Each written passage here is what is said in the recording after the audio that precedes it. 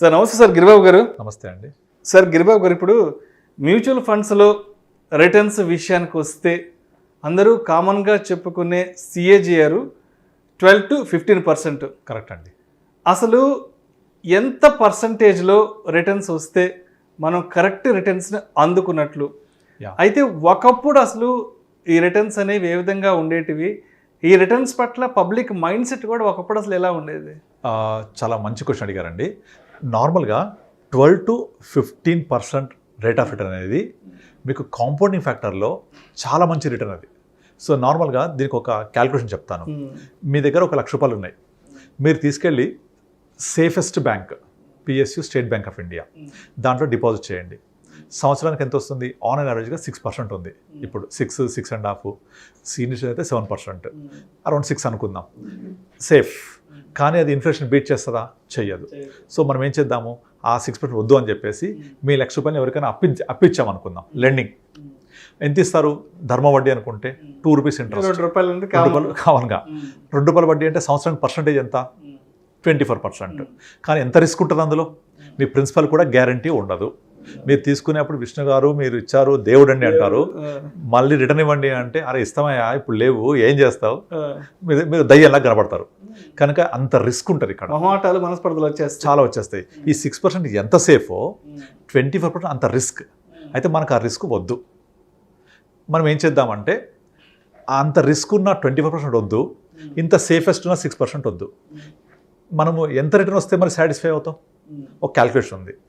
You make the average of risk full and risk free. ఎట్లా అంటే 6% risk free, 24% risk full కలపండి 30%, average చేయండి 15%. అంటే 15% కనుక రిటర్న్ వస్తే this is the average of risk full and risk free.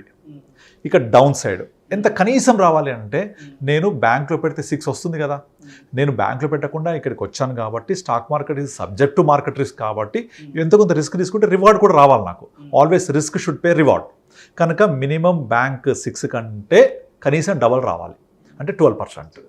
So 12% minimum on lower side, higher side risk free and risk free యొక్క average 15%. So 12 to 15% కనుక నేను సాధించగలిగితే my returns are always excellent and good.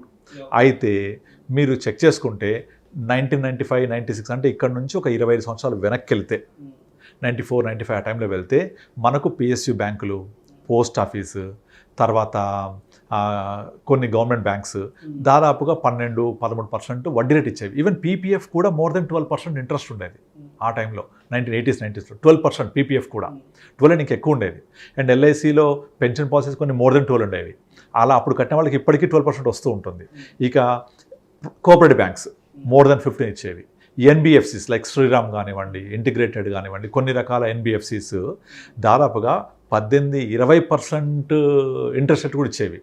ఎప్పుడైతే 18, 20, 12, 13 ఈ percentage వచ్చిందో common man is very happy.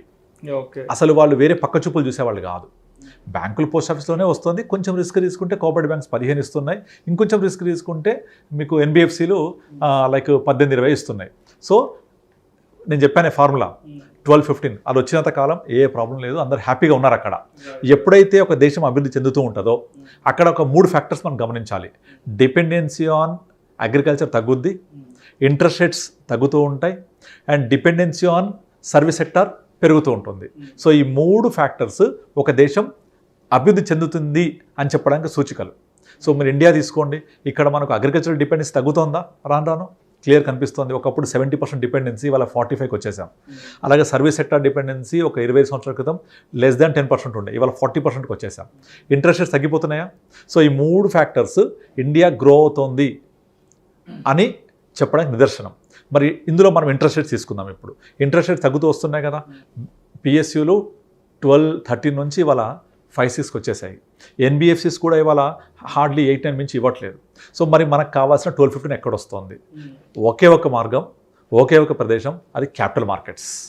ఈ capital మార్కెట్స్లో మళ్ళీ చాలామందికి ఏం కొనాలి, ఎప్పుడు కొనాలి, ఎప్పుడు అమ్మాలి తెలియదు కాబట్టి సింపుల్గా మ్యూచువల్ ఫండ్స్.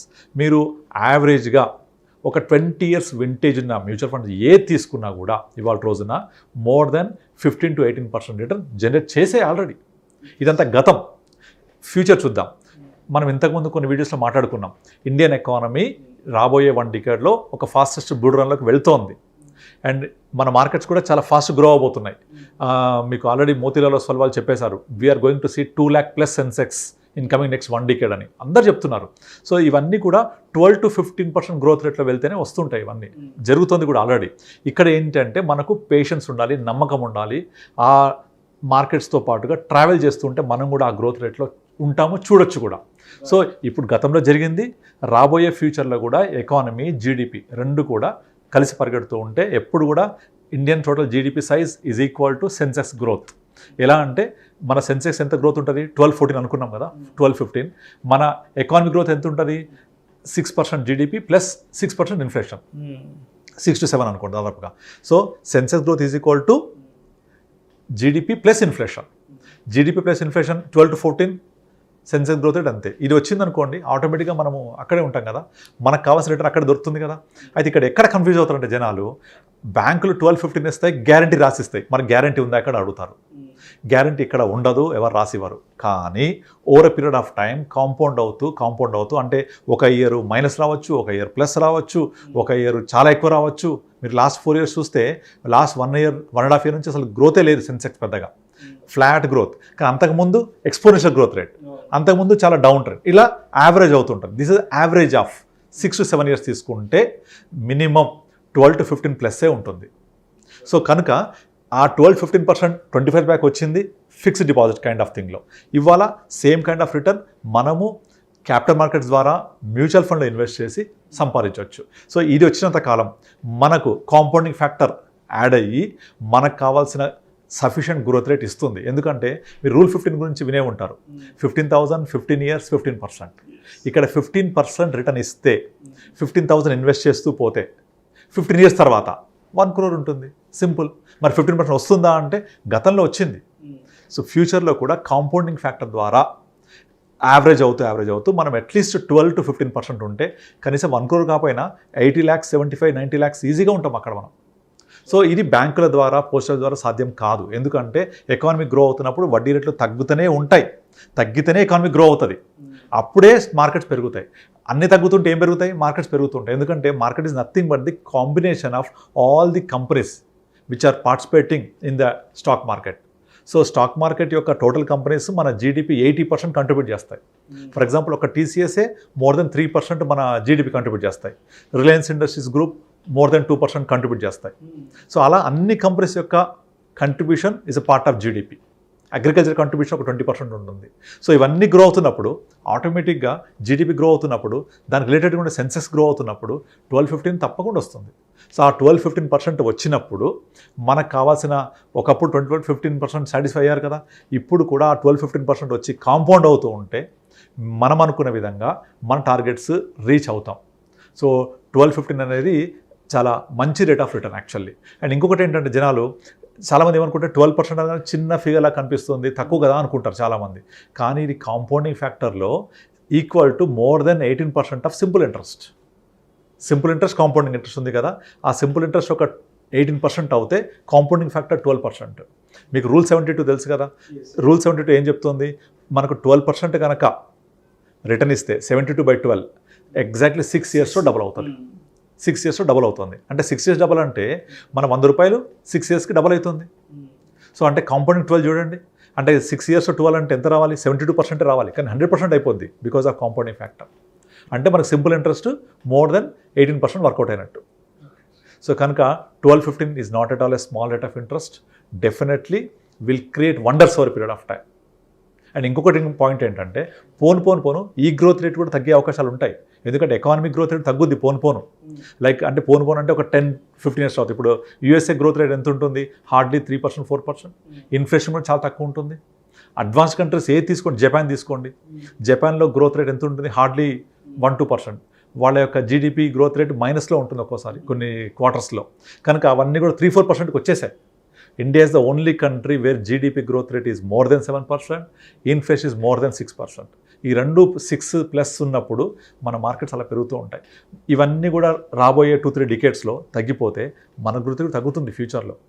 కనుక ఇప్పుడు ఈ 10 years 15 years is the golden period investors చేసుకోవడానికి. ఇక తర్వాత ఈ 12-15 కూడా వచ్చే అవకాశాలు తగ్గిపోతాయి, రావు. మనం కూడా అడ్వాన్స్ కంట్రీస్ లాగా 6% కోసం సెటిల్ అయిపోతాం. అప్పుడు ఇంట్రెస్ట్ రేట్స్ ఇంకా తగ్గిపోతాయి, 2%కి వచ్చేస్తాం ఇంట్రెస్ట్ రేట్స్. ఇప్పుడు జపాన్ తీసుకోండి, interest rate is negative. UK interest rate is hardly 0.3, 0.1. ఇంకా గ్రోత్ ఏముంటుంది? సో అట్లా అనమాట. సో మీరు ఇంట్రెస్ట్ రేట్స్ గురించి ఆలోచించినప్పుడు తగ్గిపోయినా కూడా ప్రాబ్లం లేదు. Similar kind of return or చాలా మంచి రిటర్న్ ఇక్కడ వస్తుంది క్యాపిటల్ మార్కెట్స్లో. Thank you sir, thank you so much. Thank you అండి.